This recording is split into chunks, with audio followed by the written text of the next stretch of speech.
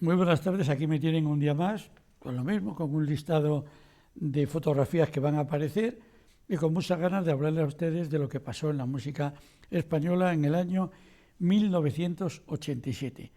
Y si ustedes los llevan la cuenta, es el programa número 48 que dedicamos, no voy a decir la evolución, porque es muy lenta, al recorrido de la música española desde aquel año 40 y llegaremos al 2000, que yo creo que es un buen momento para terminar, porque ya en el 2001 empezó Operación Triunfo y cambió todo y todavía no está muy determinado qué es lo que realmente es importante o lo que simplemente ha sido un éxito pasajero. Pararemos en el 2000, que tenemos perspectiva para hacer una visión panorámica con cierto contenido. Por ejemplo, podemos encontrar a alguien que fracasa en este año y que al año siguiente es número uno, cosa que en la modernidad me es imposible, a mí me es imposible seguirlo. Entonces, el año 87 voy a intentar ser rápido porque hay varias noticias desgraciadamente importantes. Por ejemplo, es el año en que ETA pone una bomba en Barcelona, en el aparcamiento subterráneo de un hipercor, y mata a decenas de personas. Dice mucha gente que ese fue uno de los grandes errores de ETA. Otro fue la muerte de Miguel Ángel Blanco, el asesinato vil de Miguel Ángel Blanco, digamos que ante la vista de todo el mundo que estaba pidiendo que no lo hicieran, simplemente por la rabia de que les habían descubierto un zulo donde llevaba año y medio encerrado un funcionario de prisiones, algo de una crueldad absoluta, que la remataron con eso. Pues este fue el primer error, digamos, irse a la población civil, a una ciudad que no tiene nada que ver con su lucha en el País Vasco, con la lucha que ellos decían que tenían y que demuestra que estaban haciendo en una pendiente ascendiente que no le llevaba a ninguna parte. Es curioso que quizás el personaje más popular de ese año lo fuera por los disturbios de los estudiantes en las calles de Madrid. Destruyeron todo. Es decir, me lo dice, paso de estudiante, lo que me gusta es tirar piedras. Ese señor que va ahí con muletas y sin una pierna, se hizo muy famoso porque con esa muleta salieron varias imágenes rompiendo farolas. Él llegaba donde no llegábamos los demás, y si no les suena de nada, le voy a decir que es conocido como el cojo manteca. Alguna vez habrán oído hablar de él, pero ahí tienen ustedes trabajando, rompiendo todo lo que podía romper, gracias a esa muleta que le dio popularidad y también que hizo que fuera rápidamente identificado. Otra gran desgracia en otros grandes almacenes fue en Madrid, los almacenes Arias, esto en la calle de Montera, hubo un incendio, lo destruyó totalmente y sucedió que, pone ese titular del periódico Madrid, emocionado ante el heroísmo de los bomberos. Lo que no pone es que intentando arreglarlo, acabar con el fuego desde debajo, desde la primera planta del almacén, se desplomó el almacén y dejó enterrados y fallecidos a 13 bomberos. Fue un ídolo de Hipercor. Imagínense digamos el talante que teníamos entonces los españoles en este año 87. Año, por cierto, que también hubo un enfrentamiento entre la Sociedad General de Autores y las compañías discográficas. Las compañías discográficas pensaban que la SGAE abusaba, la SGAE pensaba que las radios, sobre todo y las televisiones, no les pagaban, entonces las compañías y la SGAE contra las radios. Hubo una época, unos momentos en que las radios no ponían nada de música para no tener que pagar un porcentaje de sus ingresos a los autores. Decía mi jefe de entonces, Manuel Martín Fernández, dice, a mí no me importa pagar a los autores, lo que no quiero es que lo que en esta emisora, era Antena 3 entonces, de radio, ganamos con José María García y el deporte, parte de ese dinero se lo lleve el autor de La vaca lechera. Era una exageración, pero frase textual de él. Ahí tenemos a ese señor Thierry Bautista, el presidente de la SGAE, el hombre que hizo grande a la SGAE, que luego fue mezquinamente acusado y digamos sin juicio durante 7 años, y al acabar los 7 años se demostró que no había hecho nada malo, sino todo lo contrario para la sociedad. Y cierro este panorama con una noticia que entonces era muy habitual, que era que Hacienda buscara a personajes populares para hacerles pagar y ponerles de modelo para que los españoles no escondiéramos nuestro dinero. Y ahí tienen Lola Flores denunciada por delito fiscal. Fue tremendo, pero es que 2 años después o 3 fue declarada inocente. Pero ¿quién le quita esas portadas que todo el mundo pensara que nos robaba a todos los españoles, que no pagaba Hacienda? Normalmente con los artistas el problema está en que un artista para hacer un concierto mueve mucho dinero, tiene que llevar músicos y pagarles, tiene que montar un escenario, instrumentos, luces, viajes, hoteles, y entonces ese dinero los artistas se lo descontaban en sus ingresos y la SGAE no aceptaba todo eso que se gastaba. Y esa era la discusión, y por eso últimamente hay artistas o deportistas que han ganado a la Hacienda, pero durante una época nadie se atrevía. Así que déjenme ustedes que me olvide de esto y volvamos al amor. No será una canción de Marina Foret. Vamos a la música. Y comenzamos con Julio Iglesias.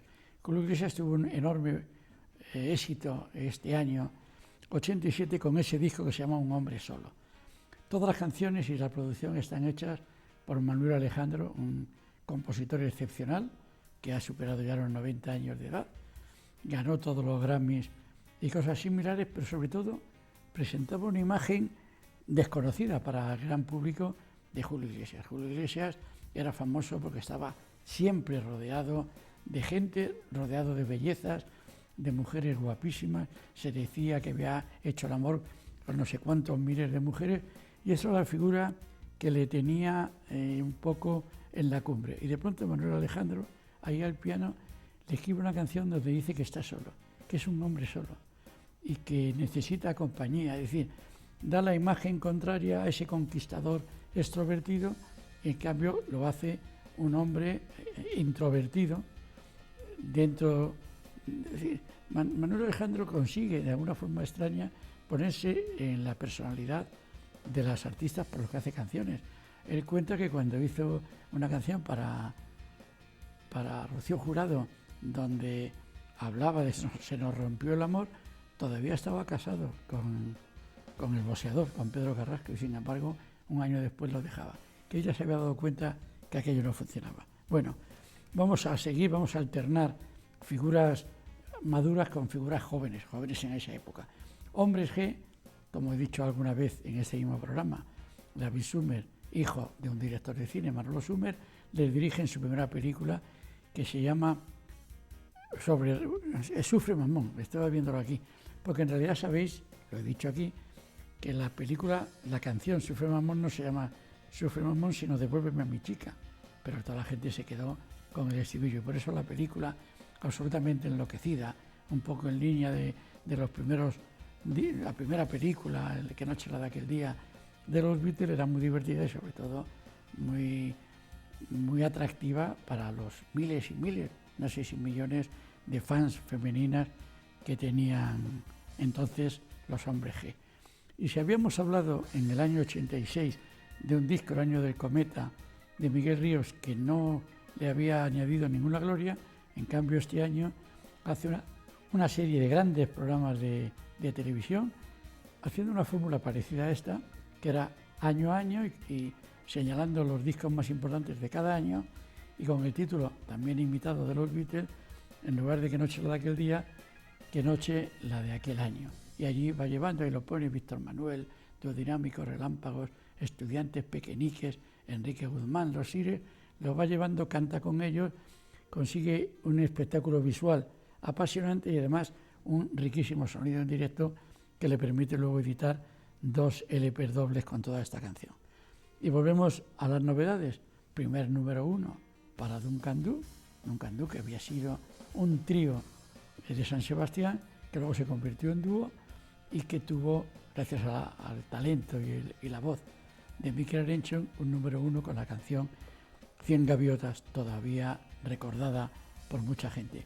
Es curioso porque en la portada del disco aparecen los tres, pero justamente nada más aparecer el disco, una vez publicado, aparecen las televisiones y ya son solo 2. Se ha marchado, ha prescindido del batería y el grupo se ha convertido en un dúo. Poco después se convertiría cada uno en solista, cada uno haría su carrera, pero aquí está el comienzo del éxito, primero del grupo y segundo, primero de Duncan Du, lo expliqué, título sacado del personaje de un libro de un autor muy importante inglés que todo el mundo le conoce por La Isla del Tesoro y sin embargo es de otra obra el personaje. Bueno, pues ese año también Aminata Caligari, que había trabajado y había sido una de las estrellas de los grupos independientes y de la música independiente fuera del circuito de los grandes sellos, es contratado por el sello EMI, que dicen los anglosajones, el sello donde grababan los Beatles, por ejemplo, y le hacen un disco sublime que se llama Camino Soria, que para mí marca la cumbre de la carrera de ellos, porque el siguiente vuelven a la canción castiza, con La culpa fue del cha-cha-cha, y enseguida también se acaban separando. ¿Qué más cosas? Perales. A Perales, si están siguiendo esta serie, vimos como una multinacional, en este caso japonesa, Sony, les contrata y se los lleva de su sello local en España, que era Hispavox, y le promete el oro y el moro y un lanzamiento, sobre todo en los países americanos de habla española, realmente impresionante. Y este es el año 87, es cuando publica Con el paso del tiempo. Lo que se ve detrás es una de las casas colgadas de Cuenca, donde él tenía su residencia. Él es conquense de un pueblo de Cuenca, pero tenía una de las casas colgadas que abandonó, vendió hace tiempo y que ahora es un restaurante importante en cuya portada, en cuya entrada, hay una placa explicando que ahí fue la casa de Perales y ahí compuso muchas de sus grandes canciones. Tuve la suerte de estar allí alguna vez y realmente es un sitio mágico. Es decir, esas casas que dan a la hoz del Júcar, realmente un sitio irrepetible. Por suerte sigue existiendo y ahora está abierto a cualquier persona que tenga ganas y dinero para comer allí. Y seguimos hablando de reapariciones. Esta que voy a hablar ahora fue muy rara y no funcionó. Germán Copini había sido el cantante primero de Siniestro Total y después de Golpes Bajos. Y como siempre, la compañía Hispavox, se ve el logotipo en el ángulo superior izquierdo de la portada. La compañía Hispavox decide que tiene que lanzarle como solista. Él lanza con el álbum El ladrón de Bagdad, que es el título de una famosa película. No funciona muy bien, pero otra compañía, en este caso es BMG Ariola, le contrata y piensa que tiene que hacer algo muy diferente. Entonces se pone de acuerdo con Nacho Cano, que todavía es componente, todavía funcionan los Mecanos, para que hagan un disco juntos. No hacen más que un par de canciones, sacan lo que se llama un maxi single. Si podemos volver a ver la portada de Nacho, ahí están los dos, como ven, con un estilo medieval, gótico, con un tipo de música que tampoco cuajó nada. Inmediatamente Nacho Cano se dedicó a otras producciones y Germán Copini a seguir haciendo sus discos. Otro grupo al que es que claro, todo esto que estamos viendo en el año 87 les hemos seguido desde su nacimiento. Presuntos Implicados, a que todos consideramos un grupo valenciano, en realidad nacieron en Yecla, que es de donde son originarios sus componentes. Y entonces empezó como un grupo muy numeroso haciendo música funky. Su primer casi éxito fue Mis Circuitos, no Míos de Míos, sino Mis de señorita en inglés. Mis Circuitos, donde Sole hacía música funky. Pero empezaron a buscar su nueva imagen, se convirtieron en trío, y yo creo que con este disco del 87, el álbum de Sol a Sol, consiguen no solamente un éxito importante de ventas, sino también encontrar lo que va a ser su sonido, lo que va a ser su música y lo que les va a llevar a la gloria. Sigamos, vamos a hablar ahora de una novedad importante, que es Los Ronaldos. Los Ronaldos eran el grupo de Coquemaya, ahora Coquemaya canta en solitario.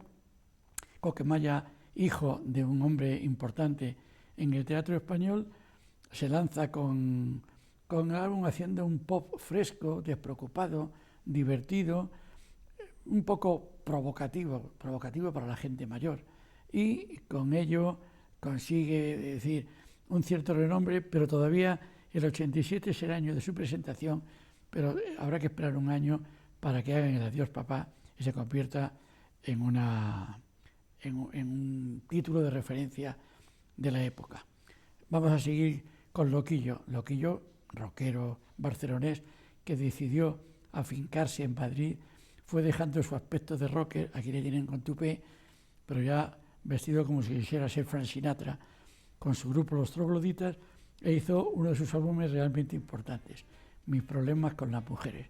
Un acierto, un disco maduro, un disco muy bien construido, que le llevó después a un doble en directo, del cual era una época en que los artistas se veían obligados por contrato a sacar un álbum al año, una cantidad excesiva. Ahora no hay nadie que lo haga, pero entonces era obligatorio, y cuando no tenían canciones nuevas solían hacer un directo o un grandes éxitos. Pues Loquillo enseguida sería un directo que además le llevó al éxito muy importante.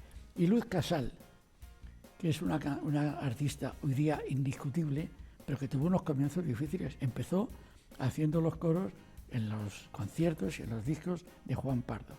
Incluso grabó y tuvo algunas apariciones con el nombre de Luz Galicia.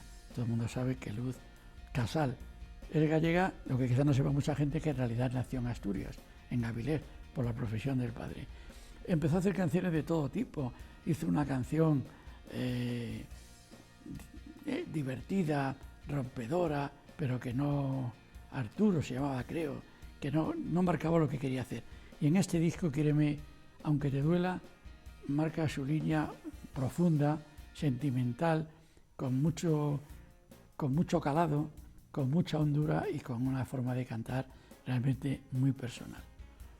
Es decir, es el momento en que ella empieza a despegar y se convierte, han pasado, estoy viéndola, 35 años y sigue en directo y en éxito total.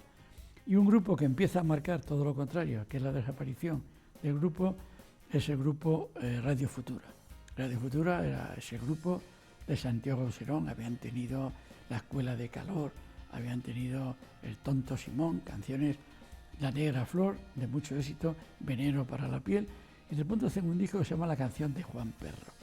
Sí, bueno, nadie pensaba que Juan Perro iba a ser el nombre artístico, el seudónimo del propio Santiago Auserón, cuando enseguida deja el grupo y decide hacer una carrera en solitario. Bueno, pues aquí lo sabía solo él, pero ya se marcaba que Santiago Auserón empezaba a preparar su futuro, empezaba a pensar que, bueno, que tenía posibilidades de hacer una carrera, y la ha hecho muy importante, aunque al final, cuando se habla de ellos, me pasa con casi toda la gente que se ha ido de grupos, ya pueden ser tan grandes como Paul McCartney. La gente creemos o pensamos que el momento bueno de Paul McCartney era con los Beatles, el momento bueno de Santiago Auserón, al que veo aquí en la pantalla, fue el tiempo de Radio Futura, y así pueden ustedes, el gran momento de Amaya no fue como solista, sino como cantante de Mocedades. El de Ana Torroja fue cuando estaba dentro de Mecano, y no sigo la lista porque se haría eterna. El hecho es que Radio Futura prepara su separación y su destrucción, y llegamos de nuevo a Ramoncín. Ya hablamos de que empezaba a hacer discos más educados musicalmente, no me meto para nada con la educación personal de los artistas. Y Ramoncín graba un disco, va a Londres a grabar un disco que tiene una anécdota muy divertida. El disco se llama Como un susurro, y entonces estaba grabando en un estudio de Londres con sus músicos y músicos de Londres, y en un momento determinado decide irse al servicio, cosa muy normal cuando está uno encerrado. La grabación de un disco es estar encerrado en un estudio horas, días casi. Entonces, en el servicio coincide con un guitarrista al que admira, con mucho pelo, mucha personalidad, que también está grabando en una de las salas de al lado. Y se le ocurre, lo cuenta él, que es ese señor de ahí. Si, por si no le conocen, se llama Brian May, y es el guitarrista de Queen, lo era entonces. Entonces, empiezan a hablar de ellos, yo estoy grabando, yo también.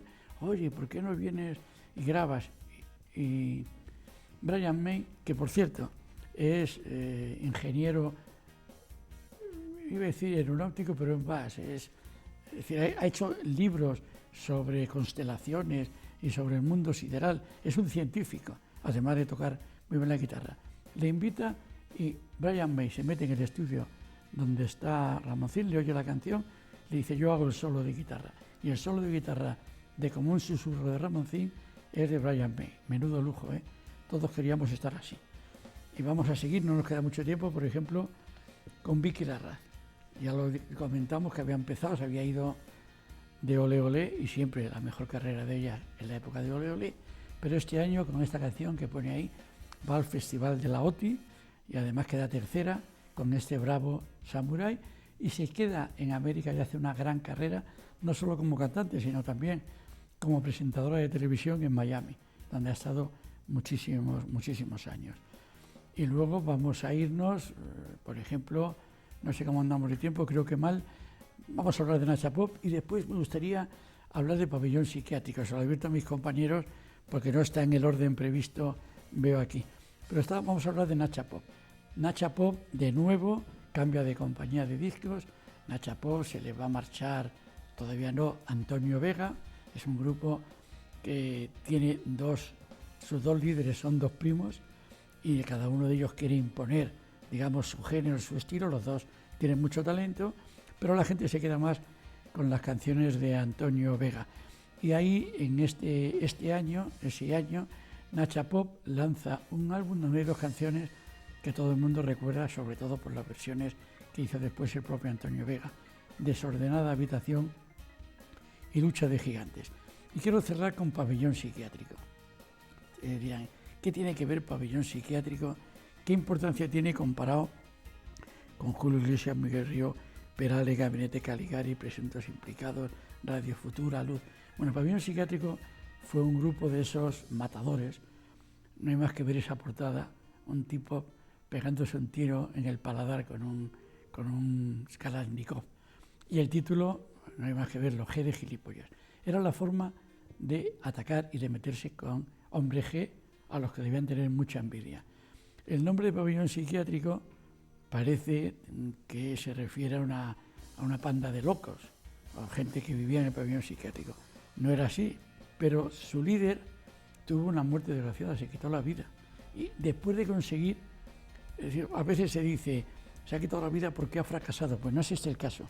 Se quitó la vida después de tener un gran éxito en televisión, en uno de esos programas de late night, de última hora de la noche, no recuerdo si con Sardá o con Navarro, pero hizo una canción que repetía todos los días, que era una pesadez, que se llamaba Un limón y medio limón, 2 limones y medio limón, 3 limones y medio limón. Él se llamaba José Antonio Canta, lo cual queda raro, creo que era su auténtico apellido. Con eso consiguió un cierto repunte en su popularidad y, sin embargo, desgraciadamente se quitó la vida. Pues no lo sé si ya le venía de antiguo o fue un momento de crisis personal. Crisis personal la que tiene el reloj de este estudio, que me está diciendo José Ramón que hay otros programas esperando. Yo le cedo el paso porque tengo la suerte de que la semana que viene puedo volver a estar aquí, y espero que ustedes estén allí escuchándome. Yo se lo cuento a ustedes uno a uno. Aquí en el Almanaque de la Pardopedia nos dedicaremos al año 88.